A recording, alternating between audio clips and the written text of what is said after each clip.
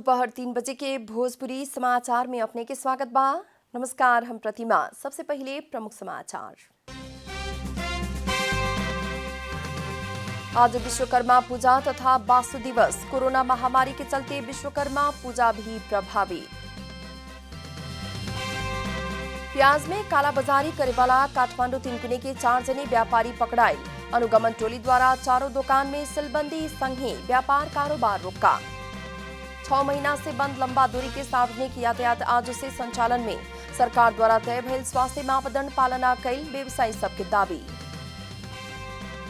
America के Florida आ Alabama राज्य के तटीय क्षेत्र में आयल आने के कारण जनजीवन प्रभावित, विद्युत सेवा भी अवरुद्ध। French club Paris Saint Germain PSG के फॉरवर्ड नेमार ऊपर खेल के प्रतिबंध, अपना ऊपर रंगभेदी व्यवहार भइल आरोप।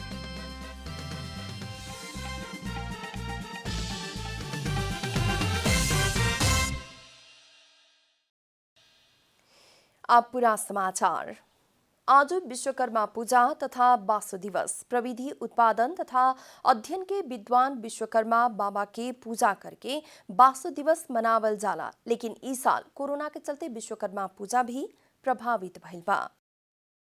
विश्वकर्मा पूजा के अवसर में लोहा के औजार प्रयोग करके सर सामग्री उत्पादन करेवाला आ मरम्मत संभार करेवाला कार्यशाला तथा यान यंत्र साधन में विश्वकर्मा बाबा के मूर्ति या तस्वीर स्थापना करके पूजा अर्चना करे के चलन बाटे। समुद्र मंथन से उत्पन्न 14 रत्न मध्य के विश्वकर्मा के स्थापत्य उपवेद या वास्तुशास्त्र के प्रणेता मानल जाला। शास्त्र सब में उहाँ के त्रिपुर, प्राचीन द्वारका लगायत महत्वपूर्ण दिव्य नगर के निर्माण करे के साथे आसुरी वृत्ति के ऊपर विजय के खातिर देवता के जरूरी हाथ हथियार बना के लोक के कल्याण कईल उल्लेख बाटे। कल कारखाना में भगवान विश्वकर्मा के उल्लासपूर्वक पूजा आराधना करे के साथे हर्ष बढ़ाई भी करके प्रसाद वितरण कईल जाला।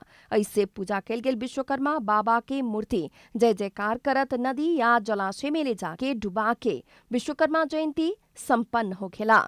आजुए घर, भवन, मठ, मंदिर, चैत्य चौतारी के साथे नगर बस्ती निर्माण कैला पर ध्यान देवे पड़े वाला स्थापत्य शास्त्र के महत्व समाज में स्थापित करेला वास्तु दिवस भी मनावल जाला। विश्वकर्मा या वास्तु के अंक के आधार मान के घर वास्तु के निर्माण करे पड़े के पूर्वीय मान्यता बाटे।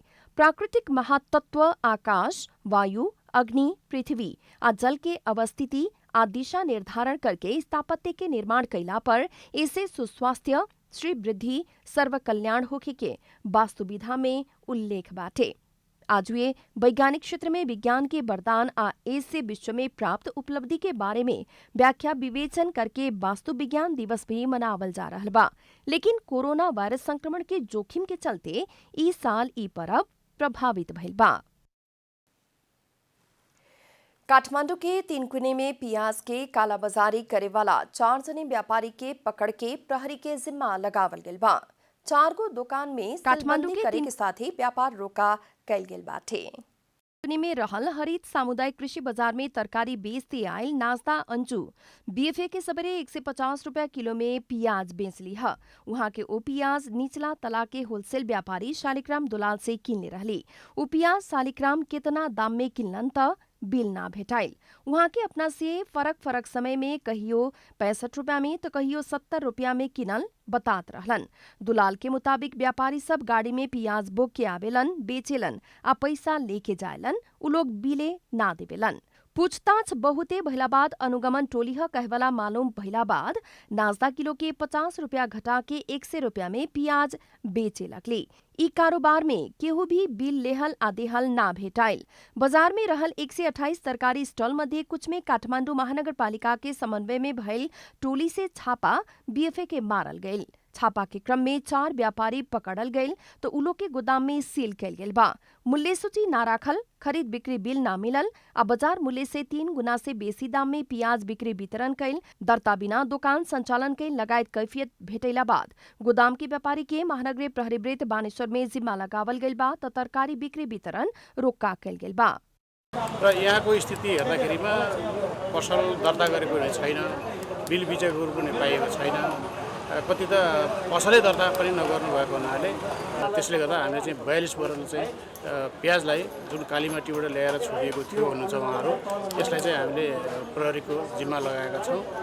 अनुगमन के क्रम में अलुई के बोरा से तोप के प्याज भंडार कैल गेल भी भेटाइल। अनुगमन टोली द्वारा बाजार मूल्य से महंग दाम में प्याज बेची वाला खुदरा दुकानदार आ ठेला व्यापारी के भी सचेत करावल गेल बा। उपभोक्ता के सहूलियत दर में तरकारी उपलब्ध करावे के उद्देश्य के साथ संचालन में लियावल गेल बाजार में मूल्य सूची भी नइखे राखल मिलल। बाजार व्यवस्थापन औरी अपना के बचावे के कोशिश करत रहे। मूल्य सूची दैनिक मूल्य सूची चाहिँ यहाँ अहिले त्यो भर्खर स्थापना भएको बजारमा व्यवस्थित भइसकेको छैन होइन। तर अब व्यवसायीहरूले दैनिक यतिमा सामान लिएर आउँदा यति चाहिँ बेच्ने व्यवसायीले होलसेल ल्याउनेले यतिमा बेच्नु भनेर दिनुहुन्छ होइन। जस्तै अब 100 रुपियाँ ढक उहाँहरूले होलसेलमा बेच्नु भने 110 115 तपाईँहरू बेच्नु पाउनुहुन्छ भनेर भन्नुहुन्छ। तर सबैमा त्यो नियम लागू नहुँदछ। कतिपय चाहिँ सर्टेजको सामानको बेला चाहिँ त्यो नियम लागू नहुँदछ, नियमितमा नजाँदैछ। देखा पड़ल कैफियत के सुधार करते बाजार स्वच्छता कायम करेला बाजार समिति प्रतिबद्ध देखल गइल बा। प्याज के भाव बढ़ला बाद कालीमाटी या बल्खू में अनुगमन भइल देखा पड़ला बाद होलसेल व्यापारी सब तिनकुने लगायत अन्य जगह में गोदाम करे के पिठावल भी भेटाइल बाटे। कैमरा में शैलेंद्र गोविंद अमाती के साथ आनंद गुरुंग की रिपोर्ट। कोरोना वायरस जोखिम से बचे खातिर लगावल गए लॉकडाउन तथा निषेधाज्ञा के कारण बंद लंबा दूरी के सार्वजनिक यातायात आज से संचालन में आयल बा। सरकार से तय कैल गेल स्वास्थ्य मापदंड पालना करत ज्यादातर लंबा दूरी के सवारी साधन संचालन में आयल नेपाल यातायात व्यवसायी राष्ट्रीय महासंघ जनौले बा। लंबा समय के प्रतीक्षा के बाद विश्वकर्मा पूजा के ही दिन से सेवा सुचारू भइल महासंघ जनौले बा। भौतिक पूर्वाधार तथा यातायात व्यवस्था विभाग द्वारा तैयार कैल गेल कार्यविधि के ही आधार में सार्वजनिक सवारी संचालन करेला व्यवसायी आ मजदूर सब मंत्रालय में समझदारी कैले बा। सोमवार के मंत्रिपरिषद बैठक सीट क्षमता के आधा मात्रे यात्रु रख के आ 50% बेसी भाड़ा लेवे किस्म से सार्वजनिक यातायात संचालन करे देवे के निर्णय कैले रहे।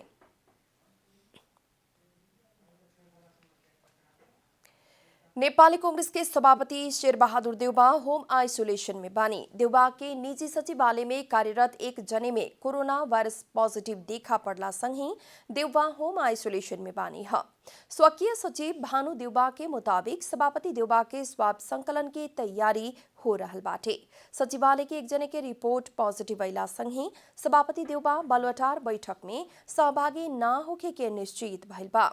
एकरा साथे सत्तारूढ़ आ प्रमुख प्रतिपक्षी बीच के आजू के होखे के कहल गयल छलफल भी स्थगित भइल बा।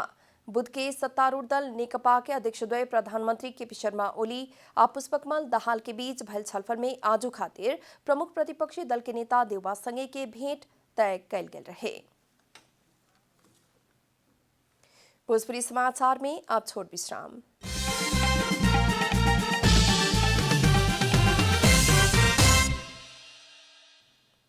भोजपुरी समाचार में अब बाकी समाचार। ऊर्जा जल स्रोत तथा सिंचाई मंत्री वर्षमान पुन द्वारा कुलमान घिसिङ के फेरू 4 वर्ष के कार्यकाल खातिर नेपाल विद्युत प्राधिकरण के कार्यकारी निर्देशक बनावेला प्रस्ताव कैले बानी है। सोमवार की मंत्री परिषद बैठक में मंत्री पुन घिसिङ के फेरू प्राधिकरण के कार्यकारी निर्देशक में नियुक्ति खातिर प्रस्ताव पेश कैल मंत्री पुन के सचिवालय प्रमुख दुर्गा प्रसाद चापागाई जानकारी दिले बानी। प्राधिकरण की जरूरत आ जनभावना की कदर करत मंत्री परिषद द्वारा घिसिङ के कार्यकारी निर्देशक के जिम्मेवारी देवे के विश्वास भी व्यक्त कैल गेल चापागाई बतौले बानी। घिसिङ के फेरू प्राधिकरण के प्रमुख नियुक्ति के मांग करत देश विदेश में आंदोलन शुरू भइल बाटे। नेपाल विद्युत प्राधिकरण के देश भर के विद्युत महसुल संकलन काउंटर बंद भइल बा। विश्वकर्मा पूजा के कारण प्राधिकरण द्वारा एक दिन खातिर काउंटर बंद कैल गेल जनावल गेल बा। निर्देशनालय द्वारा बिहान से महसुल काउंटर नियमित रूप में संचालन करे के जानकारी भी दिहल गेल बा। बांकी प्रहरी द्वारा कर्तव्य ज्ञान मुद्दा में फरार रहल एक अभियुक्त के पकड़ल गेल बा। 23 बरस पहले बांकी के साबिक रनियापुर गाविस वार्ड नंबर 8 रनियापुर के 19 बरिस के नूर सलाम खां के हत्या करके फरार रहल व्यक्ति के प्रहरी पकड़ला खा। साबिक रनियापुर गाविस वार्ड नंबर 8 हाल खजुरा गाउँपालिका वार्ड नंबर 8 रनियापुर के 38 वर्ष के आजाद खां के पकड़ल गई। जिला प्रहरी कार्यालय बाँकी के प्रमुख प्रहरी उपरीक्षक ओम राणा जानकारी दिले बानी। 2072 साल आसीन 17 गते जिला अदालत बाँकी द्वारा अभियुक्त खां के 20 वर्ष के कैद सजाय तय कैले रहे। गाविस वार्ड नम्बर 8 रनियापुर बस्ने वर्ष 28 को आजाद खां समेत भएको कर्तव्यजान मुद्दामा साबित बाँकी जिल्ला अदालतको 2062/6/17 गतेको आजले 20 वर्षको सजाय भई फरार रहेका आजाद खां घरबतानमा लुकी छिपी बसेको सूचनाको आधारमा 77/5/28 गते जिल्ला प्रहरी कार्यालय बाँकेर एक प्रकार धनलुकी विशेष टोली हटेर निजलाई पक्राउ गर्ने नियन्त्रण लिएर अभियुक्त आजाद खां अपने घर में लुका छिपा के रह रहल कहवाला विशेष सूचना के आधार में पिछला भादो 28 गते जिला प्रहरी कार्यालय बाँके आ इलाका प्रहरी कार्यालय धनौली से खटल विशेष प्रहरी टोली पकड़लक। चितवन के सौराहा में हाथी के खियाबे वाला खाद्यान्न अभाव भइला बाद हाथी पाले में मुश्किल भइल व्यवसायी सब बतौले बाड़न। कोरोना संक्रमण के जोखिम के कारण लंबा समय से कैल गेल लॉकडाउन आ निषेधाज्ञा के कारण हाथी के खियाबे वाला खाद्यान्न संकट भइल है। देश के तेसरका पर्यटकीय स्थल चितवन के सौराहा में निजी क्षेत्र के 70 से बेसी हाथी बाटे। एगो हाथी के हर दिन 2 क्विंटल घास, 20 किलो धान, 2 किलो चना, 1 पाव निमक खियावे के पड़ेला। एगो हाथी पालेला प्रति महीना 80,000 से लेके 1 लाख रुपया तक खर्चा होखेला। कोरोना संक्रमण के जोखिम के कारण लंबा समय भइल लॉकडाउन आ निषेधाज्ञा के कारण हाथी सफारी सेवा बंद भइला बाद आहारा जुटावेला भी व्यवसायी सबके मुश्किल भइल बा। अब तपाईँलाई थाहै छ नि विश्वलाई चाहिँ एकदम ठुल्ठुलो बनाएर आएको यो कोभिड के भन्छ जुन छ नि रोग कोरोना, त्यसले गर्दा चाहिँ हामीसँग कुनै पनि यो टुरिस्टहरू यहाँ आएको छैनन्। त्यो टुरिस्टहरू नआएपछि आम्दानी हुँदैन। आम्दानी नभएपछि हामीले जुन राखिरहेको परालहरू नि स्टक 2-3 महिनालाई राख्ने हो त्यो सिद्धिसकेको छ र धानहरू पनि किन्ने अवस्था छैन, गहुँहरू पनि किन्ने अवस्था छैन। त्यसले गर्दा अहिले एकदमै विकराल अवस्था हो र त्यही भएर नै हामीले यो चाहिँ पार्कको पेरिफेरीमा रहेको जुन घाँसहरू छ त्यो सडै गलेर जाने घाँसहरूलाई चाहिँ खुवाएर चाहिँ हात्ती बचाउनु पर्छ। चरण क्षेत्र पर्याप्त न भइला बाद हाथी पालेला मुश्किल हो रहल बा। लॉकडाउन लगते व्यवसायी सब चितवन राष्ट्रीय निकुंज के राप्ती नदी किनार में हाथी चरावते अइला पर भी जेठ तेसरका सप्ताह से निकुंज द्वारा हाथी चरावेला रोक लगेला बाद हाथी के खियावे के खाद्यान्न अभाव होखे लागल है। अब अहिले यो लकडाउनले चाहिँ के समस्या परेको छ भनेदेखि हामीले जति पनि स्टक चाहिँ हात्तीलाई खुवाउनु पर्ने दानाहरू परालहरू राखेका थियौँ र हात्ती ड्युटीमा जाँदाखेरि हात्तीले दिनभरि चर्न पाउँथ्यो र त्यो खानाहरू दानाहरू अलिक कम हुन्थ्यो भने अहिले हामी लगातार हात्ती बस्दाखेरि त्यसलाई दिनुपर्ने कारणले गर्दा जति पनि राखेका चाहिँ स्टकहरू सिद्धिएको अवस्था छ र हामीसँग अझै 3-4 महिना चाहिँ नयाँ परालहरू आउनलाई टाइम लाग्छ। त्यो बिचमा चाहिँ अहिले व्यवसायहरूले चाहिँ हात्तीलाई बचाइराख्नलाई चाहिँ अलिकति धौधो परेको अवस्था छ।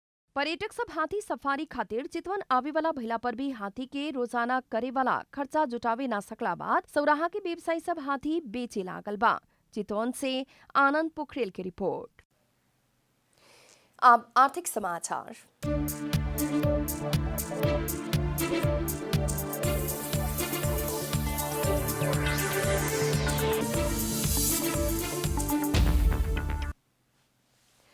आज सोना के भाव तोला में 900 रुपया से घटल बा। नेपाल सुन चांदी व्यवसायी महासंघ के मुताबिक बीएफए के छापावाल सोना प्रति तोला 96,600 रुपया में कारोबार हो रहा बा। बुध के छापावाला सोना प्रति तोला 97,500 रुपया में कारोबार भइल रहे। बाजार में तेजाबी सोना प्रति तोला 96,100 रुपया कायम कैल गेल बा। चांदी के दाम भी तोला में 20 रुपया से घट के प्रति तोला 1,320 रुपया कायम भइल महासंघ जनौले बा। अंतर्राष्ट्रीय बाजार में सोना प्रति औंस $1,945 के करीब में कारोबार हो रहा बा। भोजपुरी समाचार में फिर छोट विश्राम।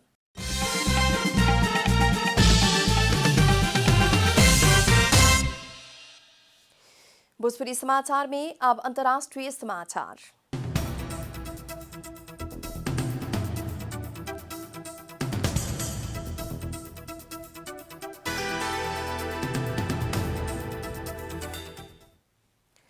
अमेरिका के फ्लोरिडा आ अल्बामा राज्य के तटीय क्षेत्र के बासिंदा के जनजीवन प्रभावित भइल बा। ट्रॉपिकल स्टॉर्म स्याली के कारण विद्युतीय सेवा अवरुद्ध भइला बाद 5 लाख से बेसी तटीय क्षेत्र के लोग बिजुली विहीन अवस्था में बाटे। आंधी के गति कुछ कम भइल बा, लेकिन तूफान अभी भी जारी बाटे। तेज बरखा के चलते बाढ़ अइला बाद भौतिक संरचना में भी नुकसानी भइल बा। फ्लोरिडा के पेंसाकोला सबसे बेसी प्रभावित भइल क्षेत्र है। वहां के पुल भी भसकल बा। तूफान के कारण भीषण बरखा भइल स्थानीय अधिकारी अमेरिकी संचार माध्यम के बतौले बा। तूफान तटीय क्षेत्र से उत्तर तरफ आगे बढ़ल बा।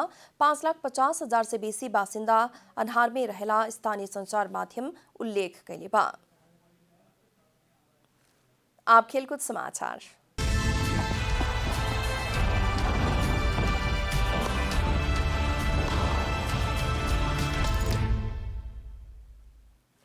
French club Paris Saint Germain PSC के फरवार्ड नेमार ऊपर 2 खेल के प्रतिबंध लागल बा। मार्सेली संगे के खेल के क्रम में भइल विवाद के बाद लाल कार्ड मिलल नेमार के ऊपर 2 खेल के प्रतिबंध लागल है।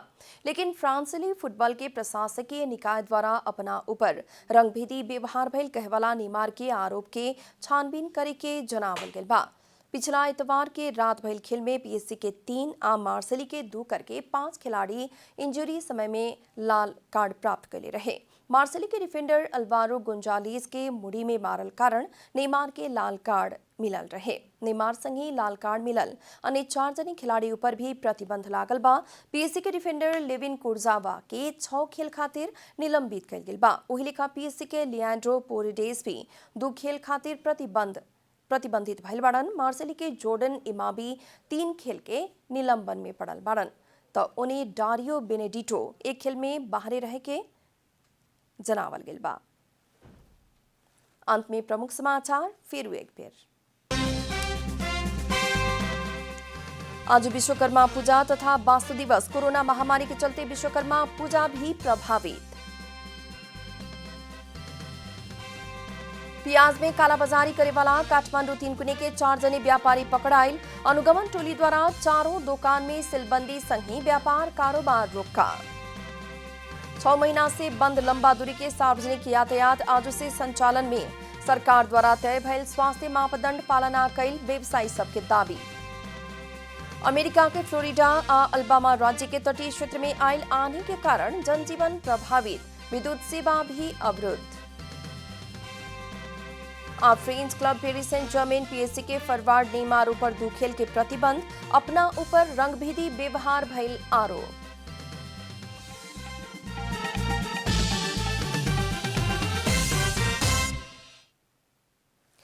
भोजपुरी समाचार अभी खातिर इतना ही। जनता द्वारा जनता खातिर प्रसारित जनता टेलीविजन के कार्यक्रम सब अपने यूट्यूब, ट्विटर, फेसबुक और हमने के वेबसाइट जनतासमाचार.com में भी पढ़ आ देख सकतानी लोग। सूचना में अपने के सहभागिता, समय में समाचार, हमनी के प्रतिबद्धता।